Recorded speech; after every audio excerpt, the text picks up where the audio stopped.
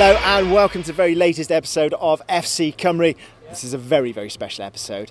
There are going to be tears, there'll be laughter, I'll be honest. Go get your tissues, it's a bit of an emotional one. But before we get to all of the rest of the stuff, we are at Orchard, where we are introducing a new campaign for the Welsh women's side. There's a new look, a new brand. Let's go check it out.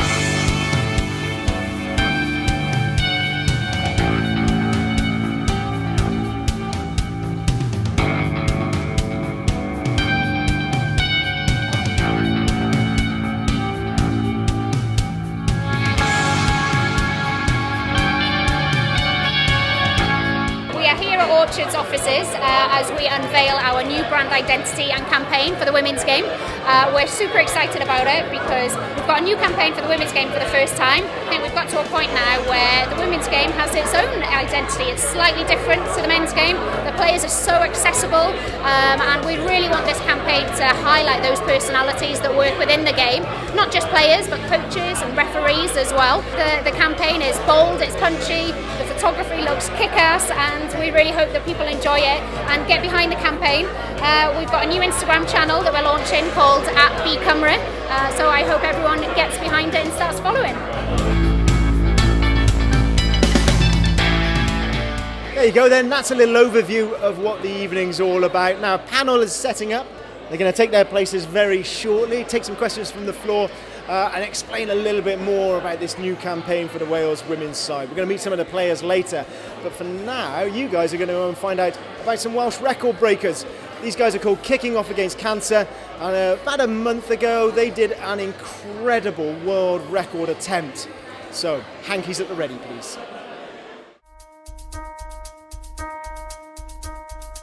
The concept was born in 2016 when one of our trustees found out his sister was diagnosed with breast cancer, and instead of kicking his heels he wanted to do something positive. So here we are today going for the Guinness World Record of 169 hours of playing 11-a-side football.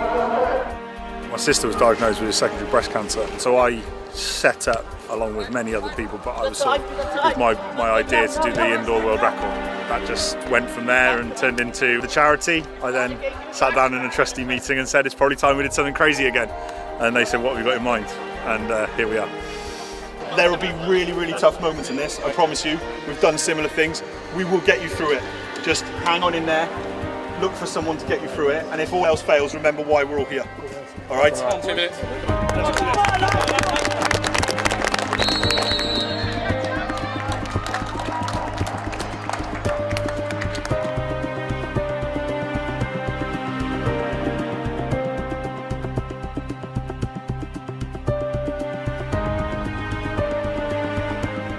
So this is day 2. We've just done a full 24 hours. We did struggle a little bit through the night, but I think that's only to be expected with guys' body clocks and needing sleep. I think you look forward to your breaks because that's when you can recharge, have a little bit of sleep.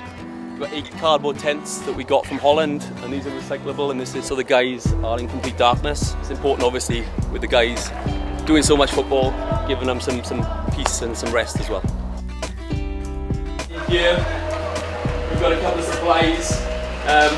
Prince's Gate Water, they've one of our sponsors, so they've given us a load of water for free. And we've also got a stash of beer as well, in the hope that we can drink that on Sunday night to get the record. Early hours this morning, I was at an all-time low. The dome was very, very cold, and everyone was tired. And at some point, I think people were questioning whether we'd be able to achieve the 169. It's probably the hardest thing I think I've ever done. Yeah. So I just didn't really anticipate how difficult it would be, to be honest. Getting to sleep with us is really difficult. You have your 3-hour allotted time. Trying to get sleep is impossible. The whole reason why I decided to do this was sort of in memory of my own father who died of cancer 2 years ago. Just regularly thinking about how he suffered through his chemotherapy, how tired he was, all the aches and pains, and how this doesn't really even compare to that.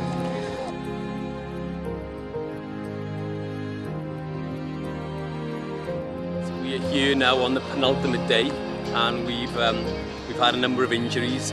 Unfortunately, all on the same team. We've got the green team at the moment down to 12, with one of those being injured and just basically standing on the field at the moment. I've got it this morning, can't walk. I'm still able to do this no matter how mentally exhausting it is. I'm still able to do this and there's people out there that can't, and that's what's making the difference.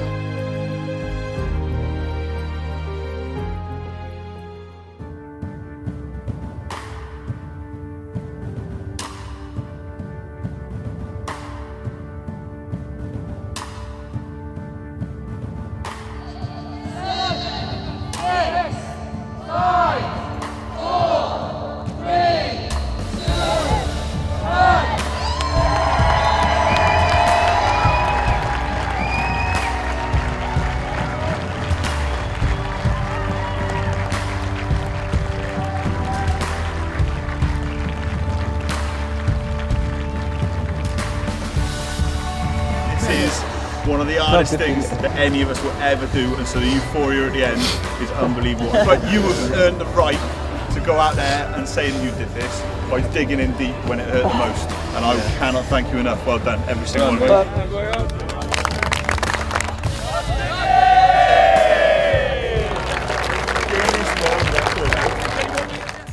So there you go. Wow, well done to all the guys from Kicking Off Against Cancer. Absolutely fantastic work. And if you want to find out a little bit more, we'll have all the social media details here. They're still looking for donations, and they're always looking for people to get involved with them on future projects. Now, one of the stars of the Wales team, one of the stars of the last campaign, Harrod James, how are you? This is amazing, isn't it? Yeah, no, it's incredible to see the amount of people that have turned up for something that's just for us women. Is honestly, it's overwhelming, and it's great to see the support that Wales is having on us. Talk about this new brand then, Be Cymru, Be.Football, you know, it's got that kind of youthful vibe to it. Yeah, it's all about portraying us as individuals and as a team, so I think it's important that we get across how we are as people, our personalities on and off the pitch, how all that comes together on the pitch, and hopefully how we can perform and get good results by doing that. And I think if we can merge all that together, it can be very successful. Because you know they're pinning it all on this next campaign. This is a campaign with pressure going on into it. I know, first time, pressure's on, yeah. No, do you know what? I think we're all just excited. After the disappointment of last campaign, it's how quickly can we turn that around to something incredible. And the first game's only around the corner now, so we're excited. Yeah, we know there's pressure on us, but we're embracing that pressure.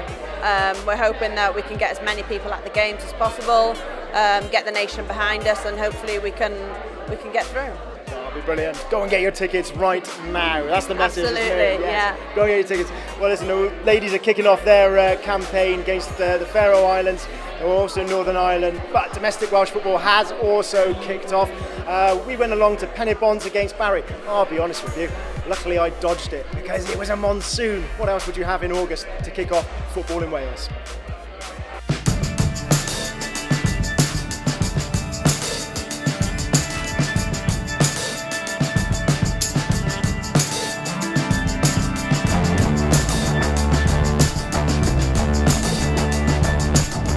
It's the middle of August, it's driving rain, Dylan Ebenezer's here, which must mean that Welsh football is back.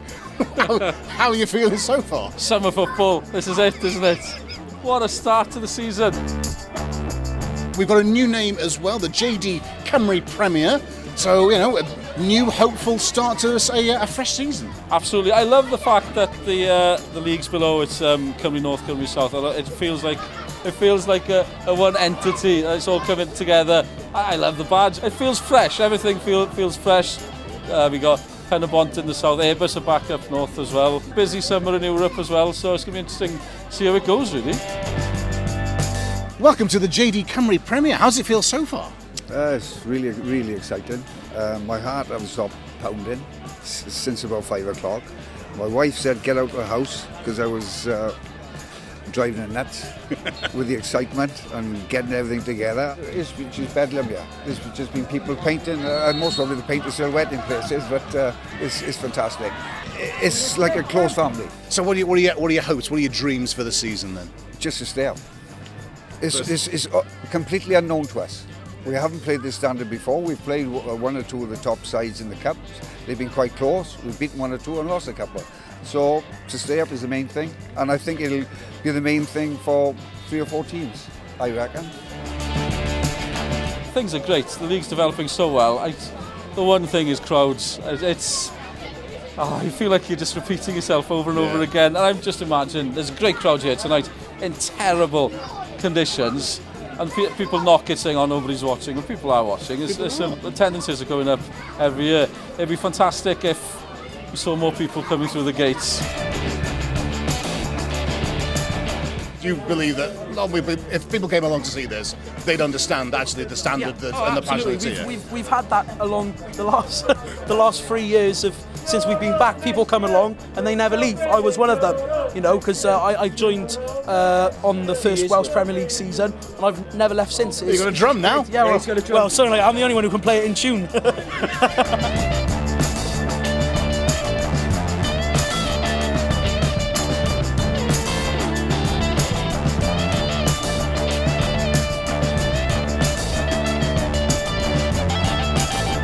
Chris, a debut for Penybont in the JD Cymru Premier this evening. Not the result that you wanted. Then mixed feelings then after that? Yeah, I'm all over the place with my emotions at the moment. I thought we played well, really well. I thought we were probably the better side over 90 minutes. I don't know what happened with their first goal, but they took that chance well, and then the second goal is a worldie. More than anything, I'm over the moon with the whole night, the whole club. Delighted with the win. Listen, delighted. It's a tough place to come. Their home record's fantastic last season, and we had to deal with a lot tonight. The enthusiasm of coming into the Welsh Premier League, the enthusiasm of having the live cameras here, and listen, it wasn't our best performance by a country mile, but I'm delighted with the resilience we've shown. We qualified for Europe last year. We've just played a team that stepped up from Welsh League Division 1 last year, and you've just seen us fine margins. In this team, any team can beat anybody. TNS and Connah's Quay are probably the outstanding teams at the moment, but for me it's more competitive than it ever has been, and that's a great thing for Welsh football, Some good players playing their trade in a good league, and it can only make for good things for Welsh football. So it's top flight football back in Bridgend then. What are people going to see then? Why should they come along? You're going to see proper old school football. The stuff at the top level now is like poetry, but this is real football.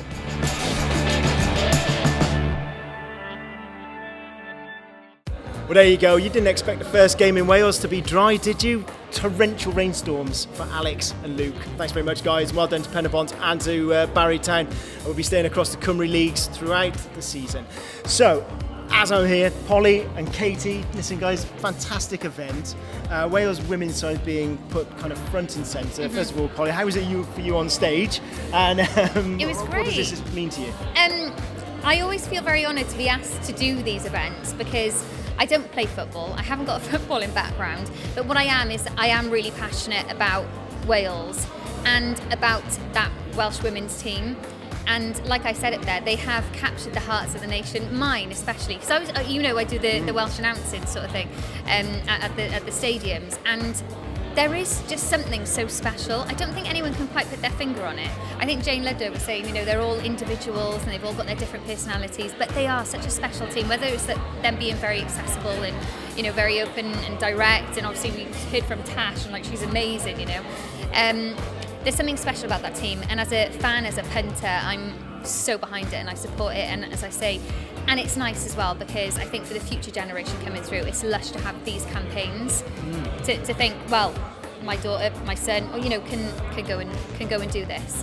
Yeah, and be supported, No, absolutely. And I guess, Katie, because they're trying to invite in a younger audience and get younger girls playing and what have you, then I guess that's where you guys come in many ways. Yeah. Well, I've been brought up massively heavy football influence. Like my father, if I didn't like football, he'd probably disown me kind of thing. The Beatles and football was my main thing, and obviously I'm Welsh, so anything to do with Wales. I wish I grew up with you. Steve, come on. It's so important to see a room full of people who are all passionate, and obviously young girls will see these older women who are, obviously amazing, and look up to them and hopefully follow them and keep active. It's great to get out there and see in the spotlight how great it is. Well, listeners, thank you so much for tonight. I think it's been a brilliant event. Now, another event that took place fairly recently was the Homeless World Cup in Cardiff. Wales got the chance to welcome nations from around the world with some truly inspiring stories. Croeso I Gymru! Welcome to Wales! We dreamt that Wales would sing a song of welcome to the world, and that the world would come. And so then we became the builders, and we built that welcome, this welcome, and here you are. So thank you for hearing our song. Michael, well, first of all, when you look around all that hard work, all those hours of planning, you must be kind of pretty proud in how it's going, how it's being accepted. Well, the first thing is I'm proud of all the players who come here from all over the world. You know, we've got people here who are travelling abroad for the first time, people who have been some of the most marginalised and excluded people in their communities all around the world, and here they are, putting on this tournament. This is about them. They've done this, you know. No, and if I can take you back to that opening ceremony and the parade through town, it was a wonderful, uplifting experience. It was Wales welcoming the world, and it was done beautifully. Yeah, it was very overwhelming, that experience. The parade. We started at the Principality Stadium, and we had the drummers drumming, and all the teams gathered together there, and they all started dancing and singing, and it was so colourful and exciting. It was very emotional, and so as we did the parade through Cardiff down here to the site, I had to keep my sunglasses on because I was so choked up. You know, I think the relief of it finally happening, and the excitement that the people were enjoying themselves so much, all the values of the Homeless World Cup sort of came together in that one moment for me, and it was very overwhelming. People came up to do interviews, and I couldn't speak. It was unforgettable. That.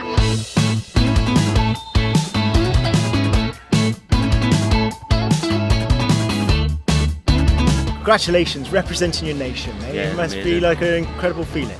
Yeah, it was, like, especially the first day when you were standing on the pitch and they're playing the anthem and all the fans are singing it with you. It was amazing. Yeah, I've been put down most of my life, and like, you never amount to nothing, and I'm playing football for my country, do you know what I mean? So it gives people that opportunity to realise they're worth something.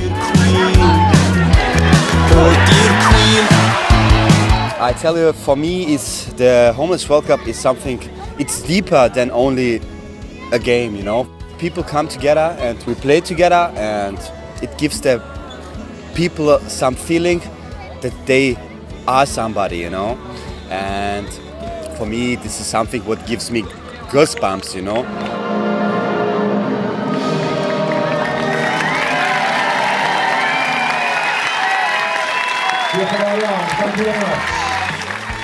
When I scored the goal, I can't explain it. It was just like, it just feels like I'm made to do something for our country, and it's just amazing. What are you going to take away from this experience, do you think? I'm going to take away my dignity, and just like, you know, if you've done this, you can do anything. Coming here to a country I've never been to before, I've never been abroad sober, so all these feelings come, and it's good to have people around you that understands you and can relate. It means so much because it changed my life. I'm a coach now, and I've been clean for more than 5 years. It saved my life. For you personally, what do you think the legacy will be for you? Well, like other than the fact I've played for my country and stuff, do you know what I mean? Like, personally, I was a really heavy cannabis user before coming, spending like £600-700 a month, smoking like 6-7 grams a day. And I've come here and I'm 8 days clean now. I feel healthier. Like, I went to a meeting for the first time last night, I had my welcome key ring and stuff, and there's people there from all countries, and there was people there that had been clean for like 10-15 years. So like, if I keep going, do you know what I mean? I could be that in 10-15 years, and I can do it, do you know what I mean? If I weren't here, I wouldn't have done it. It's as simple as that, you know what I mean? There's one thing that somebody could do, anybody, I could do. What could I do to help after this tournament? What would really help would be to donate to Street Football Wales. All donations go towards the team. It helps get all the players involved. gets them to matches, kits, gets them to the next Homeless World Cup. One of the things that would be great to come out of this is that people take a step on from, well, there are empty buildings and there are people on the streets, you just put them together, problem solved, sorry. That it's a bit more complicated than that, and trying to find out a little bit more about what's going on then opens you up to what you can do to help. And the first thing is always just have compassion. Start from a position of kindness and compassion. That's the very first thing. But there are all kinds of things you can do, from getting in touch with your local AM to supporting the local support organisations and getting more informed about stuff as well, and what you can get behind to support. So I hope that people will get a bit more informed.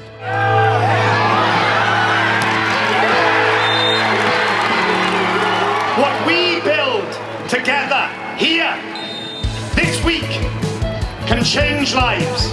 And not just for this week, but for long into the future, with the legacy that we will create.